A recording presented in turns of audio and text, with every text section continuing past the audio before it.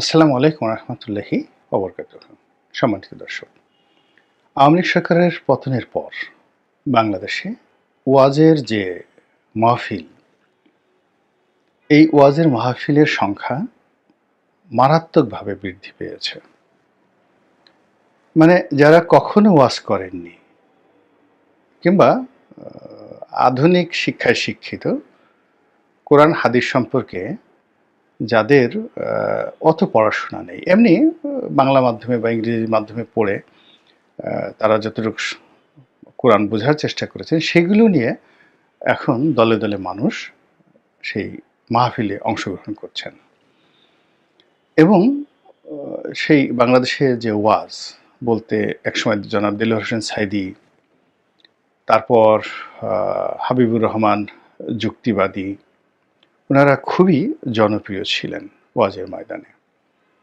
তো মূলত এখন যে ওয়াজ চলছে, প্রায় সবাই সাইদী সাহেবকে অনুকরণ করার চেষ্টা করছেন।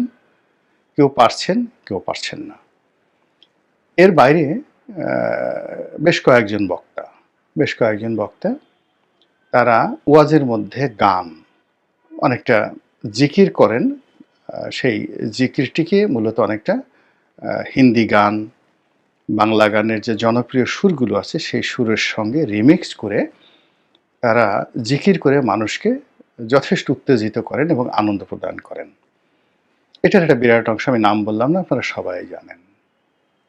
তো কিছু মানুষ কেবলই মাত্র সেই জিকির শোনার জন্য হাজার হাজার মানুষ এই ধরনের মাহফিলে চলে আসে। কিছু বক্তা আছেন যারা অশ্রাব্য ভাষায় গালাগাল দেন প্রতিপক্ষকে। ও কাফের, ও বেঈমান, ও মুনাফেক, ও ইসলাম থেকে খারিজ হয়ে গেছে, ও নির্ঘাত জাহান্নামী, এ সকল বাজে বাজে কথাবার্তা অনেকে বলেন। অনেকে সেই অভিনয় করেন, তারপরে ভীষণ রকম অশ্লীল কৌতুক বলেন। সেখানে যৌনতা থাকে, অশ্লীল অঙ্গভঙ্গি থাকে, আর অনেক কিছু। এবং মানুষ, বিশেষ করে দরিদ্র মানুষ যারা একসময় দল বেঁধে যাত্রা গানে যেত এবং যাত্রা গানের যে অশ্লীল নৃত্য দেখত, জারি গান শুনতে যেত, সারি গান শুনতে যেত, ফুটবল খেলতে যেত বা ফুটবল এর যে ম্যাচ এটি দেখত, আবহমান বাংলার কিংবা নৌকা বাইস, হাডুডু, তো সকল যে ক্রিয়া এবং কৌতুক, এই সব কিছু এখন বলতে গেলে বন্ধ হয়ে গিয়ে পুরো বিনোদনটি এখন ওয়াজের মাহফিলে সাধারণ মানুষ পাওয়ার চেষ্টা করছে। এটাকে কেন্দ্র করে ভালো দিক যদি কিছু থাকে, অবশ্যই ভালো দিক আছে। অনেকে হেদায়েত প্রাপ্ত হচ্ছেন, অনেকে ধর্মের কথা শুনছেন, অনেকে তাদের জীবন যাত্রার মান পরিবর্তন করছেন। এটা আছে, আগেও ছিল, এখনো আছে, ভবিষ্যতে থাকবে। কিন্তু এটা নিয়ে যে ফিতনা তৈরি হয়েছে, ফ্যাসাদ তৈরি হয়েছে, সেটি হলো এই বিশাল কর্মযজ্ঞকে কেন্দ্র করে একটা অর্থনৈতিক বলয় তৈরি হয়ে গেছে। ওয়াজের মাহফিল আয়োজন করতে হবে, আয়োজন করলে প্রচুর টাকা লাগবে। এখন এই টাকা বড় বড় যারা ওয়াজ করেন তাদের সঙ্গে একটা কন্ট্রাক্ট করে তাদেরকে নেওয়া হয়, কখনো লাখ টাকা, কখনো আরও অনেক বেশি। আবার কোনো কোনো ক্ষেত্রে কালেকশনের উপর ভিত্তি করে যারা বক্তা তাদের সেই মান নির্ধারণ করা হয় যে উনি আসলে মাহফিলের জন্য কত টাকা কালেকশন করতে পারেন। তো এই নোংরা বিষয়গুলো হচ্ছে। ২ নম্বরে হলো যে আগে যেমন রাতে ওয়াজ হতো, এখন দিনে ওয়াজ হচ্ছে, সকালে হচ্ছে, এমনকি রাত ৩টার সময় ওয়াজ হচ্ছে। এবং গভীর রাতে এই সকল ওয়াজ বা দিনের বেলা ওয়াজ করার জন্য যারা জনপ্রিয় বক্তা তাদেরকে নেওয়ার জন্য হেলিকপ্টার ব্যবহার করা হচ্ছে।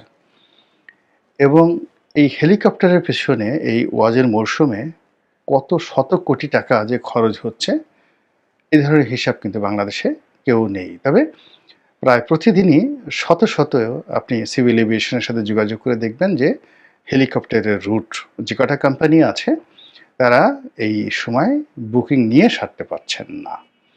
তো এই কারণে কি হচ্ছে, যারা ওয়াজে যাচ্ছেন তাদের ভাব গাম্ভীর্য নষ্ট হচ্ছে, তাদেরকে সবাই হেলিকপ্টার হুজুর হেলিকপ্টার বক্তা ইত্যাদি ইত্যাদি ভাষায় বক্তব্য দিচ্ছেন। তৃতীয় যে সমস্যাটি দেখা দিচ্ছে সেটি হলো কোন একজন বক্তা তার মাহফিলে হয়তো দেখা গেল ১,০০,০০০ লোক এলো, প্রতিপক্ষ বলল ওখানে তো ১,০০,০০০ লোক যায়নি, হাজার দশেক লোক হয়েছে।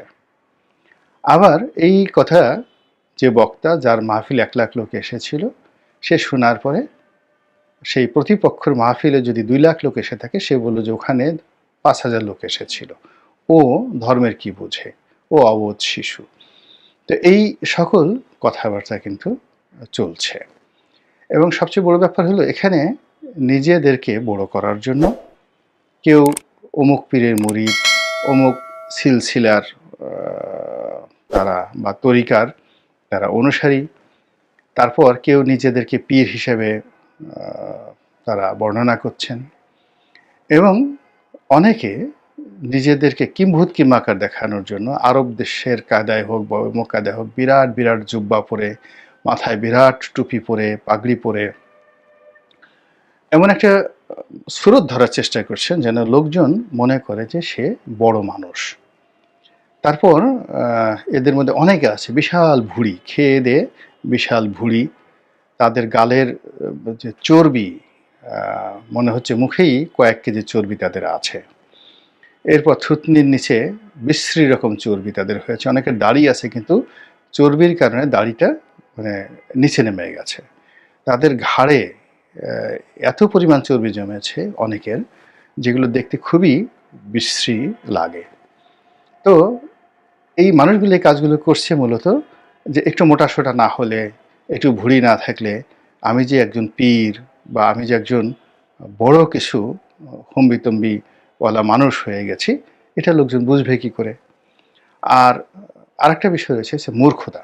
মূর্খতার একটা বড় অস্ত্র হলো তারা গালাগাল দেবে, এবং গর্ধপের সবচেয়ে বড় পরিচয় হলো গর্ধপ উচ্চ স্বরে কথা বলবে এবং বিশ্রী ভাষায় তার প্রতিপক্ষকে আক্রমণ করবে। এখন এই যে দুটো যে খাসলাত, একটা হলো গর্ধবের খাসলাত যেটা স্বয়ং আল্লাহ রাব্বুল আলামিন পবিত্র কালামে পাকে গর্ধব সম্পর্কে বলেছেন যে ওদের মানে গর্ধবের কণ্ঠস্বর খুবই বাজে, খুবই বাজে। এরকম খুব বাজে ভাষায় প্রতিপক্ষকে, অন্য কাউকে নয়, তারা আক্রমণ করছে। তাদের সঙ্গে সাধারণ মানুষের কোনো সংযোগ নেই। সাধারণ মানুষকে তারা অনেকটা ভেড়ার মতো মনে করছে। যেমন তারা বলছে আচ্ছা বলেন তো এটা ঠিক কিনা, তো সবাই ঠিক ঠিক বলছে। এখন একটা মানুষ যখন খুব নিম্ন পর্যায়ে পৌঁছে, মানবিক গুণাবলীর একেবারে নিম্ন পর্যায়ে যখন পৌঁছে, তখনই কেবলই মাত্র মাথা ঝুলানো, ঠিক ঠিক বলা, এটা হলো সেই মানুষরূপী নিম্ন বুদ্ধির মানুষগুলো করে থাকে। কিন্তু যারা সত্যিকার অর্থে জ্ঞানী গুণী তারা দ্বিমত পোষণ করে, আলোচনা করে, বড়জোর সমর্থন জানায়। কিন্তু হাত উঁচু করে সেদিন দেখলাম এক বক্তা এমনি দুষ্টুমি করছে যে আপনাদের মধ্যে কে কে গাঁজা খান হাত তুলেন। মুহূর্তের মধ্যে দেখা গেল প্রায় সবাই হাত তুলেছেন। মানে হুজুর বলেছেন তাকে হাত তুলতে হবে, সবাই হাত তুলেছেন। তখন সে হেসে বলল যে হায় আল্লাহ, এত গাঁজাখোর এখানে আছে, আগে তো জানিনি। আবার সবাই হাত নামিয়ে হাসা শুরু করলো। তো এরকম কোরআনের মাহফিলে, হাদিসের মাহফিলে এরকম রং তামাশার যে বিস্তৃতি, এটি ভীষণ রকমভাবে বেড়ে গেছে। সম্প্রতি যেটা হচ্ছে সেটি হলো বেশ কয়েকজন বক্তা তারা একে অপরের বিরুদ্ধে বিষোদ্গার করছেন। কেউ কারো মাথা নিয়ে আসার জন্য মূল্য নির্ধারণ করেছেন এক একটা জঙ্গি কায়দায়। এগুলো আমাদের দেশের মধ্যে যেভাবে হানাহানি বাড়ছে, দেশের বাইরে পুরো রাষ্ট্রকে একটি আইএস রাষ্ট্র, একটি জঙ্গি রাষ্ট্র হিসেবে যারা বিদেশের লোকজন তারা যদি মনে করে, তাহলে এই যারা বক্তা, ইসলামের নামধারী বক্তা, তারা সেই দায়িত্ব তাদেরকে খুঁজে পাওয়া যাবে না।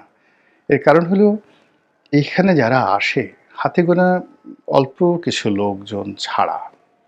যেমন ধরুন পীরের ছেলে পীর, এখন পীর জনগণের, আমি এক পীরকে জানি, আমার ছোটোকালে দেখেছি মানুষের বাড়িতে মিলাদ পড়াতেন। খুবই দরিদ্র, অন্য একটা জায়গা থেকে এসেছেন, লেখাপড়া কোথায় কি করেছেন, কোন পর্যন্ত করেছেন কিচ্ছু জানি না, কিন্তু তিনি পীর হয়ে গেলেন এবং খুবই বড় পীর হয়ে গেলেন। এবং পরবর্তীতে তার হাজার হাজার কোটি টাকার সম্পত্তি, 1000 বিঘার উপরে তার সেই বাড়ি। তার সন্তানদের মধ্যে বেশ কয়েকজন যারা আছেন আত্মীয়স্বজনের মধ্যে, এদের মধ্যে যত রকম অশ্লীলতা, সেই মদ্যপান থেকে শুরু করে আরও অশ্লীলতা যা কিছু আছে, এদের আপনজনের মধ্যে, সেই পীরের আপনজনের মধ্যে সেই জিনিসগুলো ছড়িয়ে পড়ল। তো যা হোক, এরপরও তারা সবাই পীরজাদা, সবাই পীরজাদা, মুখে দাড়ি নেই, এখনও মদ্যপান করে, কিন্তু তারা পীরজাদা। তো এরকম পীরজাদা ছাড়া বেশিরভাগ ক্ষেত্রে প্রথম জেনারেশনে যারা পীর হন, বক্তা হন, এদের সবাই দরিদ্র পরিবার থেকে এসেছে। এদের দীনতা-হীনতা, মন এবং মানসিকতা একেবারে নিম্নমানের। এরা কওমি লাইনে পড়াশোনা করেন কিংবা আলিয়া লাইনে পড়াশোনা করেন। এখন যারা কওমি লাইনে বা আলিয়া লাইনে পড়াশোনা করেন, আপনি দেখেন যে আমাদের সমাজের একেবারে দরিদ্র মানুষের ছেলেমেয়েরা সাধারণত এখানে পড়াশোনা করেন। এবং অনেক ক্ষেত্রে নিম্ন মধ্যবিত্ত পরিবার বা মধ্যবিত্ত পরিবারের সন্তানেরা এখানে পড়াশোনা করেন। তো সেক্ষেত্রে তাদেরকে সেই সমস্ত সন্তানদেরকে দেওয়া হয় যারা খুব দুষ্ট, নর্মাল লাইনে পড়াশোনা করেন না। আর একটা শ্রেণী আছেন যারা সত্যিকার অর্থে দিনের খেদমতদার এবং মন মননে তারা ভালো মানুষ, অভিজাত। চৌধুরী পরিবারের সন্তান আছেন, খুব বিখ্যাত পীর পরিবারের সন্তান আছেন, তারা তাদের সন্তানকে উত্তরাধিকারী রূপে গ্রহণ করেন। এদের সংখ্যা খুব অল্প এবং তারা এই সমস্ত ঝুঁকি ঝামেলার মধ্যে ওয়াশ করে টাকা উপার্জন করার মধ্যে নেই, একেবারেই নেই। এরা দিনের খেদমত করেন, মাদ্রাসা চালান কিংবা বড়জোর রাজনীতির সঙ্গে সম্পৃক্ত। কিন্তু এই ধরনের বক্তা হওয়া, ভাড়া করে যাওয়া, হেলিকপ্টারে চড়া, প্রতিপক্ষকে গালাগালি করা, এগুলো এদের মধ্যে নেই। তো এই জিনিসগুলো যারা করছে, তারা তাদের হীনতা দ্বারা, দীনতা দ্বারা পুরো সেক্টরটিকে এখন একে অপরের জন্য ভয়াবহ করে তুলেছে। এবং অতি সম্প্রতি আমি একটা ভিডিও করেছিলাম যে জামাতের একজন তরুণ বক্তা ডক্টর মিজানুর রহমান আজাহারি, তো তিনি ভাষণ দিচ্ছেন, বক্তব্য দিচ্ছেন, এবং তার সেই বক্তব্য নিয়ে তার যারা প্রতিপক্ষ রয়েছেন, তারা প্রতিপক্ষ কিন্তু সাধারণ জনতা নয়, ইভেন বিএনপির কিছু লোক সমালোচনা করেছেন, এটা তার জন্য ইফেক্টিভ নয়। কিন্তু তিনি যাদের জন্য হুমকি, অর্থাৎ তিনি যখন কোথাও যাচ্ছে সেখানে 10 লাখ লোক হয়ে যাচ্ছে, ফলে 1 লাখি হুজুর যারা, 1 লাখি বক্তা যারা, 1 লাখি পীর যারা, লাখি পীর যারা, তাদের বাজার নষ্ট হয়ে যাচ্ছে। ফলে আজহারী সাহেবের ভুল ধরছে, ভ্রান্তি ধরছে, তাদের যারা সমর্থক রয়েছেন, মুরিদান রয়েছেন, তারা গিয়ে সেখানে বিভিন্ন দ্বন্দ্ব ফ্যাসাদ তৈরি করছেন। তারপরে শেষে আজহারী সাহেবকে অপদস্থ করার জন্য পিছন থেকে ভুয়া শব্দ বলছেন, বিশৃঙ্খলা তৈরি করছেন, এবং এইরকম একটা বিশৃঙ্খলা তৈরি হয়ে গেল সিলেটে অতি সম্প্রতি। এবং এই জিনিসটি এখানে থেমে থাকবে না, এই জিনিসটি থেমে থাকবে না। এর কারণ হলো জনাব আজহারী, তারও ভক্ত রয়েছে এবং তার পিছনে জামাতের মতো একটা বিরাট শক্তিশালী সংগঠন রয়েছে। তো কাজেই যে সকল লাখ টাকার বক্তা, যে সকল হেলিকপ্টার বক্তা, যারা আবার নিজেদের কে অনেকে বাগদাদের অধিবাসী মনে করেন, অনেকে মক্কার অধিবাসী মনে করেন, কেউ হয়তো দেখা গেছে নিজের নামের পাশে সি, তারপর শেষে জি, রি, এগুলো যুক্ত করে নামের শেষে, নতুন নতুন অদ্ভুত মাদানি, যেমন একজনের নাম মাদানি। এখন তিনি কি করেছেন বলা গেলে, কেন তিনি মাদানি? তিনি মদিনা শরীফ গেছেন, এই জন্য তিনি মাদানি, বা তিনি মদিনাতে পড়াশোনা করেছেন, তিনি মাদানি। আর একজন বললেন যে না, মাদানি লেখা যাবে না। আর একজন বলছেন যে আজাহারি, বলছে যে আমি আল আজহার বিশ্ববিদ্যালয়ে পড়েছি, এই জন্য আমি আজাহারি। তো এই বিষয়গুলো নিয়ে নিজেরা তর্ক করছে। একজন বলতেছেন আমি অমুক সি, অমুক বি, অমুক ডি, এরকম। অথচ এই শব্দগুলো, আরবি শব্দগুলো যদি আপনি অনুবাদ করেন, বাংলাতে অনুবাদ করেন, মানে এত বিশ্রী সব শব্দ বের হয়ে আসে, হ্যাঁ, যে বিশ্রী সব শব্দ আপনি কল্পনাই করতে পারেন না। যেমন ধরেন একটা শব্দ যদি কেউ বলে, আমি উদাহরণ করলাম, যেমন ডাব্বা। ডাব্বা, তো ডাব্বা শব্দটি পশু, জাস্ট অ্যানিম্যাল, ডাব্বা। তো এরপর যদি আপনি তার সাথে আবার যুক্ত করে দেন, ডাব্বাস, ডাব্বাস, তাহলে এটা হয়ে যায় ফল বিক্রেতা বা ধরুন কোনো শরবত বিক্রেতা, ডাব্বাস। আবার যদি আপনি বলেন ডাব্বাসি, ডাব্বাসি, তাহলে ডাব্বাসি কি হয়ে গেল? সেটা হলো ফল বিক্রেতার বীর্যে, ঔরসে জন্ম নেওয়া একজন সন্তান। মানে আপনি যদি বলেন যে আমি ডাব্বাসি, তাহলে আপনি মানে একজন ফল বিক্রেতা ডাব্বাস, সেই ডাব্বাসের পুত্র হতে হবে। আদারওয়াইজ আপনাকে কি বলা হবে? এটা গেল আরবিতে। যদি বাংলায় ধরেন তাহলে ডাব্বা, ডাব্বা হলো মূল শব্দ যেটা পশু, ডাব্বা, তার সঙ্গে যদি ব্যুৎপত্তি যোগ করেন ছয়ের শিকারে সি, সি মানে নেতিবাচক, ডাব্বা সি।